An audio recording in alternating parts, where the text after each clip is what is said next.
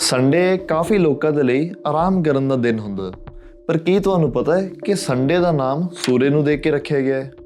ਜੀ ਹਾਂ, ਇਹ ਬਿਲਕੁਲ ਸੱਚ ਹੈ।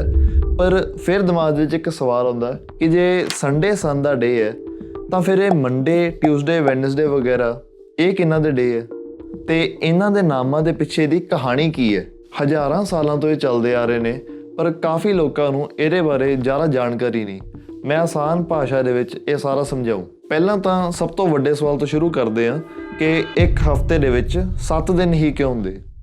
ਤਾਂ ਦੇਖੋ, ਹਮੇਸ਼ਾ ਤੋਂ ਇੱਕ ਹਫ਼ਤੇ ਦੇ ਵਿੱਚ 7 ਦਿਨ ਨਹੀਂ ਸੀ ਹੁੰਦੇ। ਪੁਰਾਤਨ ਸਮਿਆਂ ਦੇ ਵਿੱਚ ਇੱਕ ਹਫ਼ਤੇ ਦੇ ਵਿੱਚ ਅਲੱਗ-ਅਲੱਗ ਦਿਨਾਂ ਦੀ ਗਿਣਤੀ ਹੁੰਦੀ ਸੀ। ਏਂਸ਼ੀਅੰਟ ਇਜਿਪਟ ਦੇ ਵਿੱਚ 10 ਦਿਨਾਂ ਦਾ ਹਫ਼ਤਾ ਸੀ, ਚਾਈਨਾ 'ਚ 10 ਦਿਨਾਂ ਦਾ, ਰੋਮ 'ਚ 8 ਦਿਨਾਂ ਦਾ ਹਫ਼ਤਾ ਸੀ। ਪਰ ਅੱਜ ਸਾਰੀ ਦੁਨੀਆ 7 ਡੇ ਵੀਕ ਸਿਸਟਮ ਹੀ ਫੋਲੋ ਕਰਦੀ ਆ। ਸਾਡੇ 7 ਦਿਨਾਂ ਦੇ ਹਫ਼ਤੇ ਦੀ ਨੀਂਹ ਅੱਜ ਤੋਂ 5000 ਸਾਲ ਪਹਿਲੇ ਰੱਖੀ ਜਾ ਚੁੱਕੀ ਸੀ।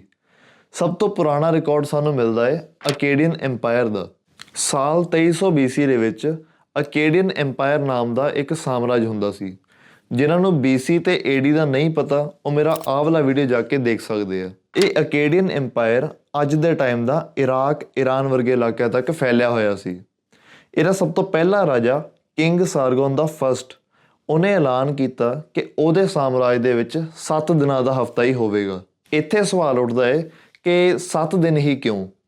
ਉਹਨਾਂ ਲਈ 7 ਨੰਬਰ ਦੇ ਵਿੱਚ ਇਹੋ ਜਿਹਾ ਕੀ ਖਾਸ ਸੀ ਕਿ ਉਹਨਾਂ ਨੇ 7 ਦਿਨਾਂ ਦਾ ਜੋੜ ਕਰਕੇ ਹੀ ਟਾਈਮ ਨੂੰ ਵੰਡਿਆ। ਪਤਾ ਹੈ, 7 ਨੰਬਰ ਅੱਜ ਦੁਨੀਆ ਦੇ ਵਿੱਚ ਸਭ ਤੋਂ ਲੱਕੀ ਨੰਬਰ ਮੰਨਿਆ ਜਾਂਦਾ ਹੈ, ਕਿਉਂਕਿ ਦੁਨੀਆ ਦੇ ਵਿੱਚ 7 ਰੰਗੀ ਪੀਂਗ, 7 ਕੰਟੀਨੈਂਟ ਤੇ ਹੋਰ ਕਿੰਨਾ ਕੁਛ 7 ਦੇ ਗਰੁੱਪ ਦੇ ਵਿੱਚ ਦੇਖਣ ਨੂੰ ਮਿਲਦਾ ਹੈ।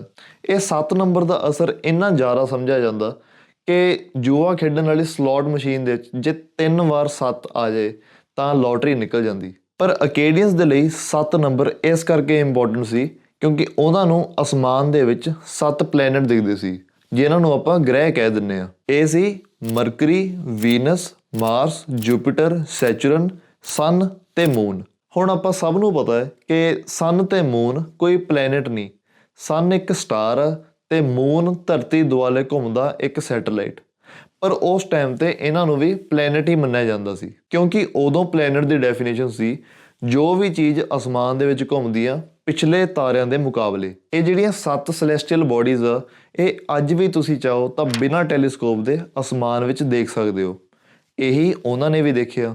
ਇਹ ਇਕੱਲੇ ਉਹਨਾਂ ਨੇ ਨਹੀਂ, ਬਲਕਿ ਉਹਨਾਂ ਤੋਂ ਵੀ ਪਹਿਲਾਂ ਇੱਕ ਲੋਕ ਰਹਿੰਦੇ ਸੀ ਜਿਨ੍ਹਾਂ ਨੂੰ ਸੁਮੇਰੀਅਨਸ ਕਿਹਾ ਜਾਂਦਾ, ਇਹ ਉਹਨਾਂ ਨੇ ਵੀ ਦੇਖਿਆ। ਹੁਣ ਅਸਮਾਨ ਦੇ ਵਿੱਚ ਇਹ 7 ਗ੍ਰਹਿ ਦਿਖਣੇ ਕਾਫੀ ਸਪੈਸ਼ਲ ਸੀ। ਜੇ ਨੰਬਰ 7 ਦੀ ਮਹਾਨਤਾ ਹਜੇ ਵੀ ਥੋੜ੍ਹੀ ਸੀ ਤਾਂ ਇੱਥੇ ਇੱਕ ਗੱਲ ਨਾਲ ਹੋਰ ਜੁੜਦੀ। ਉਹ ਲੋਕ ਯੂਜ਼ ਕਰਦੇ ਸੀ ਲੂਨਰ ਕੈਲੰਡਰ। ਲੂਨਰ ਕੈਲੰਡਰ ਕਿਹੜਾ ਹੁੰਦਾ? ਜਿਹੜਾ ਕੈਲੰਡਰ ਚੰਦ ਨੂੰ ਦੇਖ ਕੇ ਦਿਨਾਂ ਦੀ ਗਿਣਤੀ ਕਰਦਾ। ਉਹ ਲੋਕਾਂ ਨੇ ਰਾਤ ਦੇ ਅਸਮਾਨ ਨੂੰ ਕਾਫੀ ਦੇਖਿਆ ਤੇ ਪੜ੍ਹਿਆ। ਮੈਥ ਦੀ ਉਹਨਾਂ ਨੂੰ ਚੰਗੀ ਸਮਝ ਸੀ।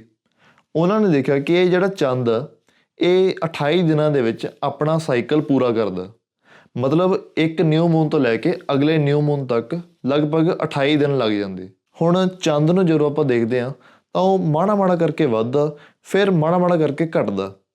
ਪਰ ਮੋਟੇ ਤੌਰ 'ਤੇ ਆਪਾਂ ਇਹਨੂੰ 4 ਹਿੱਸਿਆਂ ਵਿੱਚ ਵੰਡ ਸਕਦੇ ਹਾਂ: ਅੱਧਾ ਚੰਦ, ਪੂਰਾ ਚੰਦ, ਫਿਰ ਅੱਧਾ ਚੰਦ, ਫਿਰ ਮੱਸਿਆ। ਤਾਂ ਪੂਰੇ 28 ਦਿਨ ਦੇ ਚੰਦ ਦੇ ਸਾਈਕਲ ਨੂੰ ਆਪਾਂ ਜੇ 4 ਹਿੱਸਿਆਂ 'ਚ ਵੰਡੀਏ ਤਾਂ ਆਪਾਂ ਨੂੰ ਕੀ ਮਿਲਦਾ? 7।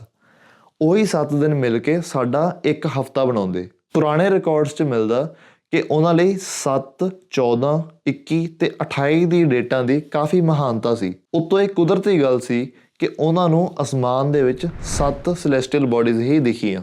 ਹੁਣ ਇਹ ਉਹਨਾਂ ਦੇ ਲਈ ਕਾਫੀ ਵੱਡੀ ਗੱਲ ਸੀ ਤੇ ਇਹਨਾਂ 7 ਦਿਨਾਂ ਨੂੰ ਉਹਨਾਂ ਨੇ ਨਾਮ ਦਿੱਤੇ। ਜਿਵੇਂ ਸੁਮੇਰੀਅਨਸ ਨੇ ਇਹਨਾਂ ਨੂੰ ਆਪਣੇ ਦੇਵਤੇ ਦੇ ਨਾਮ ਦਿੱਤੇ, ਉਵੇਂ ਅਕੇਡੀਅਨਸ ਨੇ ਵੀ ਇਹਨਾਂ ਨੂੰ ਆਪਣੇ ਦੇਵਤੇ ਦੇ ਨਾਮ ਦਿੱਤੇ। ਇੱਦਾਂ ਬਣ ਗਏ ਸਾਡੇ 7 ਦਿਨ ਤੇ ਇਹਨਾਂ ਨੂੰ ਨਾਮ ਦੇਣ ਦਾ ਰਿਵਾਜ। ਫੇਰ ਆਉਂਦੇ ਆ ਬੈਬੀਲੋਨੀਅਨਸ।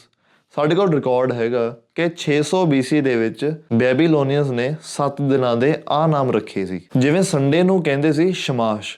ਸ਼ਮਾਸ਼ ਉਹਨਾਂ ਦਾ ਸੂਰਜ ਦੇਵਤਾ ਸੀ ਤੇ ਫਰਾਈਡੇ ਨੂੰ ਈਸ਼ਤਾਰ, ਉਹਨਾਂ ਦੀ ਗੋਡੈਸ ਆਫ ਲਵ। ਇੱਥੋਂ ਧਿਆਨ ਨਾਲ ਸੁਣਿਓ। ਬੈਬੀਲੋਨੀਅਨਸ ਤੋਂ ਬਾਅਦ ਆਉਂਦੇ ਆ ਗ੍ਰੀਕ। ਗ੍ਰੀਕ ਲੋਕਾਂ ਦੇ ਆਪਣੇ ਦੇਵਤੇ ਸੀ। ਸ਼ਮਾਸ਼ ਬਣ ਗਿਆ ਹੀਲੀਓਸ, ਗ੍ਰੀਕ ਲੋਕਾਂ ਦਾ, ਯੂਨਾਨੀ ਲੋਕਾਂ ਦਾ ਸੂਰਜ ਦੇਵਤਾ। ਫਿਰ ਗ੍ਰੀਕ ਤੋਂ ਬਾਅਦ ਆਉਂਦੇ ਆ ਰੋਮਨ। ਰੋਮਨ ਤੱਕ ਇਹ ਸਿਸਟਮ ਜਾਂਦਾ ਤੇ ਉਹਨਾਂ ਨੇ ਆਪਣੇ ਗੋਡ ਯੂਜ਼ ਕੀਤੇ ਤੇ ਐਂ ਹੀ ਫਿਰ ਇਹ ਸਿਸਟਮ ਬਾਕੀ ਦੇ ਯੂਰਪ 'ਚ ਫੈਲਦਾ, ਕਿਉਂਕਿ ਰੋਮਨ ਐਮਪਾਇਰ ਸਾਰੇ ਯੂਰਪ ਦੇ ਵਿੱਚ ਫੈਲ ਗਿਆ ਸੀ। ਇੱਥੋਂ ਤੱਕ ਕਿ ਥੋੜ੍ਹਾ ਜਿਹਾ ਅਫਰੀਕਾ ਤੇ ਥੋੜ੍ਹਾ ਜਿਹਾ ਏਸ਼ੀਆ ਵੀ ਰੋਮਨ ਸਾਮਰਾਜ ਦੇ ਅੰਦਰ ਆ ਗਏ ਸੀ ਤੇ ਰੋਮਨ ਐਮਪਾਇਰ ਘੱਟੋ ਘੱਟ 1000 ਸਾਲ ਤੱਕ ਰਿਹਾ। ਇਸ ਲਈ ਇਹ ਸਿਸਟਮ ਸਭ ਪਾਸੇ ਪੱਕੇ ਤੌਰ ਤੇ ਫੈਲ ਗਿਆ। ਇਸੇ ਦੌਰਾਨ ਇਹ ਸਿਸਟਮ ਬ੍ਰਿਟੇਨ ਪਹੁੰਚਦਾ। ਤੁਹਾਨੂੰ ਹੈਰਾਨੀ ਹੋਊ ਇਹ ਸੁਣ ਕੇ ਕਿ ਬ੍ਰਿਟੇਨ ਦੇ ਜਿਹੜੇ ਅੱਜ ਦੇ ਲੋਕ ਨੇ ਉਹ ਖੁਦ ਜਰਮਨ ਤੋਂ ਆਏ ਸੀ ਤੇ ਜਰਮਨ ਤੱਕ ਇਹ ਸਿਸਟਮ ਫੈਲਿਆ। ਉਹਨਾਂ ਨੇ ਆਪਣੇ ਦੇਵਤੇ ਯੂਜ਼ ਕੀਤੇ। ਇਹ ਸਾਰੀ ਗੱਲ ਹੁਣ ਹੋ ਰਹੀ ਆ ਪਹਿਲੀ ਦੂਜੀ ਸਦੀ ਦੀ, ਯਾਨੀ ਕਿ 100 ਤੋਂ 200 AD ਦੀ। ਇੱਥੇ ਹੁਣ ਜਿਹੜੇ ਲੋਕ ਬ੍ਰਿਟੇਨ ਪਹੁੰਚਦੇ ਇਹਨਾਂ ਤੇ ਰੋਮਨ ਦਾ ਵੀ ਅਸਰ ਸੀ, ਜਰਮਨ ਦਾ ਵੀ ਅਸਰ ਸੀ ਤੇ ਤੀਸਰੇ ਉੱਥੇ ਇੱਕ ਹੋਰ ਲੋਕ ਰਹਿੰਦੇ ਸੀ ਜਿਨ੍ਹਾਂ ਨੂੰ ਨੌਰਸ ਕਿਹਾ ਜਾਂਦਾ। ਇਹ ਅੱਜ ਦੇ ਟਾਈਮ ਦੇ ਨਾਰਵੇ, ਸਵੀਡਨ, ਫਿਨਲੈਂਡ ਵਰਗੇ ਦੇਸ਼ਾਂ 'ਚ ਰਹਿੰਦੇ ਸੀ। ਇਹਨਾਂ ਦਾ ਵੀ ਬ੍ਰਿਟੇਨ 'ਤੇ ਅਸਰ ਸੀ ਤੇ ਹੁਣ ਇਹਨਾਂ ਦੇ ਵੀ ਆਪਣੇ ਦੇਵਤੇ ਸੀ। ਹੁਣ ਅਖੀਰ 'ਚ ਜਾ ਕੇ ਇਹਨਾਂ ਸੱਭਿਅਤਾਵਾਂ ਦਾ ਆਪਸ 'ਚ ਮੇਲ ਮਿਲਾਪ ਹੁੰਦਾ, ਜੰਗਾਂ ਹੁੰਦੀਆਂ, ਆਦਾਨ ਪ੍ਰਦਾਨ ਹੁੰਦਾ ਤਾਂ ਮੁੱਕਦੀ ਗੱਲ ਬ੍ਰਿਟੇਨ ਦੇ ਲੋਕਾਂ ਦੇ 7 ਦਿਨਾਂ ਦੇ ਨਾਮ ਆ ਗਏ। ਉਹਨਾਂ ਦੇ ਨਾਮ ਆ ਗਏ ਸਨਨਦੇਗ, ਮੁਨਨਦੇਗ, ਇੱਦਾਂ। ਤਾਂ ਇੱਦਾਂ ਜਾ ਕੇ ਸ਼ਮਾਸ਼ ਤੋਂ ਬਣਿਆ ਹੀਲੀਓਸ, ਫਿਰ ਸੋਲਿਸ, ਫਿਰ ਓਲਡ ਇੰਗਲਿਸ਼ ਦੇ ਵਿੱਚ ਸਨਨਦੇਗ, ਫਿਰ ਮਾਡਰਨ ਇੰਗਲਿਸ਼ 'ਚ ਸੰਡੇ। ਇਸੇ ਤਰ੍ਹਾਂ ਮੰਡੇ ਕੀ ਹੁੰਦਾ? ਮੂਨਸ ਡੇ, ਚੰਦਰਮਾ ਦਾ ਦਿਨ। ਇੱਦਾਂ ਹੀ ਅਗਲੇ 4 ਨਾਮ ਵੀ ਨੌਰਸ ਮੈਥੋਲੋਜੀ 'ਚੋਂ ਆਉਂਦੇ ਆ। ਟਿਊ ਇੱਕ ਨੌਰਸ ਦੇਵਤਾ ਸੀ, ਬਣ ਗਿਆ ਟਿਊਜ਼ਡੇ। ਵੋਡਿਨ ਇੱਕ ਨੌਰਸ ਦੇਵਤਾ ਸੀ ਜਿਹਨੂੰ ਓਡਿਨ ਵੀ ਕਿਹਾ ਜਾਂਦਾ, ਇਹ ਬਣ ਗਿਆ ਵੋਡਿਨਸ ਡੇ ਯਾਨੀ ਵੈਡਨਸਡੇ। ਫਿਰ ਥੋਰ ਵੀ ਇੱਕ ਦੇਵਤਾ ਸੀ, ਬਣ ਗਿਆ ਥੋਰਸ ਡੇ। ਐਂ ਫ੍ਰਿਗਾ ਇੱਕ ਦੇਵੀ ਸੀ, ਉਹ ਬਣ ਗਿਆ ਫ੍ਰਿਗਸ ਡੇ ਯਾਨੀ ਫਰਾਈਡੇ। ਸੈਟਰਡੇ ਆਉਂਦਾ ਰੋਮਨ ਗੋਡ ਸਟਰਨਸ ਤੋਂ। ਇੱਥੇ ਬ੍ਰਿਟੇਨ ਵਾਲਿਆਂ ਨੇ ਇਹਦੇ 'ਚ ਕੋਈ ਜ਼ਿਆਦਾ ਬਦਲਾਵ ਨਹੀਂ ਕੀਤਾ ਤੇ ਆਹ ਬਣ ਗਏ ਆਪਣੇ ਅੱਜ ਦੇ ਹਫਤੇ ਦੇ ਦਿਨਾਂ ਦੇ ਨਾਮ ਇੰਗਲਿਸ਼ ਵਿੱਚ। ਹੁਣ ਇਹ ਜਿਹੜੇ ਨਾਮ ਸੀਗੇ ਇਹ ਇੱਕ ਕਲਚਰ ਤੋਂ ਦੂਸਰੇ ਕਲਚਰ ਤੱਕ ਪਹੁੰਚੇ। ਕਿਵੇਂ? ਦੇਵਤਿਆਂ ਦੀਆਂ ਸ਼ਕਤੀਆਂ ਤੇ ਉਹਨਾਂ ਦਾ ਕਰੈਕਟਰ ਬਾਕੀ ਧਰਮਾਂ 'ਚ ਲਗਭਗ ਇੱਕੋ ਜਿਹਾ ਦੇਖਣ ਨੂੰ ਮਿਲਦਾ ਸੀ।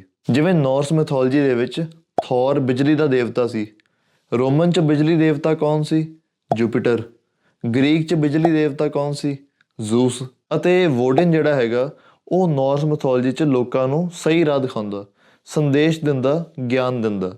ਰੋਮਨ 'ਚ ਮੈਸੇਂਜਰ ਆਫ ਗੋਡਸ ਯਾਨੀ ਦੇਵਤਿਆਂ ਦਾ ਸੰਦੇਸ਼ ਵਾਹਕ ਕੌਣ? ਮਰਕੂਰੀ। ਗ੍ਰੀਕ 'ਚ ਮੈਸੇਂਜਰ ਹੈਗਾ ਹਰਮੀਸ। ਤੇ ਇੱਦਾਂ ਹੀ ਟਿਊ ਸੀਗਾ ਮਾਰਸ ਦੇ ਬਰਾਬਰ, ਜਿਹੜਾ ਹੈਗਾ ਸਾਡਾ ਮੰਗਲ। ਫ੍ਰਿਗ ਨੂੰ ਮੰਨਦੇ ਆ ਗੋਡਸ ਆਫ ਲਵ, ਰੋਮਨ 'ਚ ਵੀਨਸ ਤੇ ਗ੍ਰੀਕ 'ਚ ਐਫਰੋਡਾਈਟ। ਐਂ ਕਰਕੇ ਸਭ ਨੇ ਆਪਣੇ ਤੇ ਦੂਸਰੇ ਦੇਵਤਿਆਂ ਦੇ ਵਿੱਚ ਸਿਮਿਲੈਰਿਟੀਆਂ ਦੇਖੀਆਂ ਤੇ ਦੂਸਰਿਆਂ ਦੇ ਬਰਾਬਰ ਆਪਣੇ ਦੇਵਤੇ ਖੜੇ ਕਰਤੇ ਜਿਨ੍ਹਾਂ ਦਾ ਕਰੈਕਟਰ, ਜਿਨ੍ਹਾਂ ਦਾ ਕਿਰਦਾਰ ਆਪਸ ਦੇ ਵਿੱਚ ਮੇਲ ਖਾਂਦਾ ਸੀ। ਹੁਣ ਇਹ ਸਭ ਤਾਂ ਚਲੋ ਠੀਕ ਆ, ਪਰ ਇੱਕ ਸਵਾਲ ਦਾ ਜਵਾਬ ਮੈਂ ਹਜੇ ਵੀ ਨਹੀਂ ਦਿੱਤਾ। ਉਹ ਹੈ ਕਿ ਸੰਡੇ ਤੋਂ ਬਾਅਦ ਮੰਡੇ ਹੀ ਕਿਉਂ ਆਉਂਦਾ? ਸੈਚਰਡੇ ਤੋਂ ਬਾਅਦ ਸੰਡੇ ਹੀ ਕਿਉਂ ਆਉਂਦਾ? ਕੋਈ ਹੋਰ ਕਿਉਂ ਨਹੀਂ? ਇਹ ਜਿਹੜਾ ਆਰਡਰ ਆ ਇਹ ਤਾਂ ਕੋਈ ਵੀ ਹੋ ਸਕਦਾ ਸੀ, ਪਰ ਇਹ ਜੋ ਵੀ ਆ ਇਹ ਇਹੀ ਕਿਉਂ ਆ? ਕਿਉਂਕਿ ਇਹ ਤਾਂ ਸੈਂਸ ਵੀ ਨਹੀਂ ਬਣਦੀ ਕੋਈ। ਨਾ ਇਹ ਅਸੈਂਡਿੰਗ ਆਰਡਰ ਦੇ ਵਿੱਚ ਗ੍ਰਹਿ ਨੇ, ਨਾ ਇਹ ਡਿਸੈਂਡਿੰਗ ਆਰਡਰ 'ਚ ਨੇ। ਕਿ ਇਹਦਾ ਮਤਲਬ ਕੀ ਹੈ? ਦੇਖੋ, ਹਰ ਚੀਜ਼ ਦਾ ਕੋਈ ਨਾ ਕੋਈ ਰੀਜ਼ਨ ਹੁੰਦਾ, ਐਵੇਂ ਨਹੀਂ ਹੁੰਦੀ। ਸ਼ਾਇਦ ਤੁਹਾਡੇ ਦਿਮਾਗ 'ਚ ਗੱਲ ਆਏ ਕਿ ਇਹ ਤਾਂ ਐਵੇਂ ਕਿਸੇ ਨੇ ਰੱਖਦੇ, ਪਰ ਇੱਦਾਂ ਨਹੀਂ ਆ। ਅਤੇ ਇਹ ਜਿਹੜਾ ਆਰਡਰ ਆ ਇਹ ਇੱਦਾਂ ਹੀ ਕਿਉਂ ਆ, ਇਹ ਮੈਂ ਨੈਕਸਟ ਵੀਡੀਓ ਵਿੱਚ ਦੱਸੂੰਗਾ। ਨਾਲੇ ਇਹ ਵੀ ਦੱਸੂ ਕਿ ਪੰਜਾਬੀ ਦੇ ਵਿੱਚ ਜਿਹੜੇ ਦਿਨਾਂ ਦੇ ਨਾਮ ਆ ਇਹ ਕਿੱਥੋਂ ਆਏ। ਇਸ ਲਈ ਚੈਨਲ ਨੂੰ ਸਬਸਕ੍ਰਾਈਬ ਕਰੋ ਅਤੇ ਅਗਲੀ ਵੀਡੀਓ ਦੇਖਣਾ ਨਾ ਭੁੱਲਿਓ। ਮੈਨੂੰ ਲਾਈਕ ਅਤੇ ਕਮੈਂਟ ਕਰਕੇ ਜ਼ਰੂਰ ਦੱਸਿਓ ਕਿ ਇਹ ਵੀਡੀਓ ਤੁਹਾਨੂੰ ਕਿਵੇਂ ਲੱਗੀ। ਵੀਡੀਓ ਐਂਡ ਤੱਕ ਦੇਖਣ ਲਈ ਸਾਰਿਆਂ ਦਾ ਬਹੁਤ ਧੰਨਵਾਦ।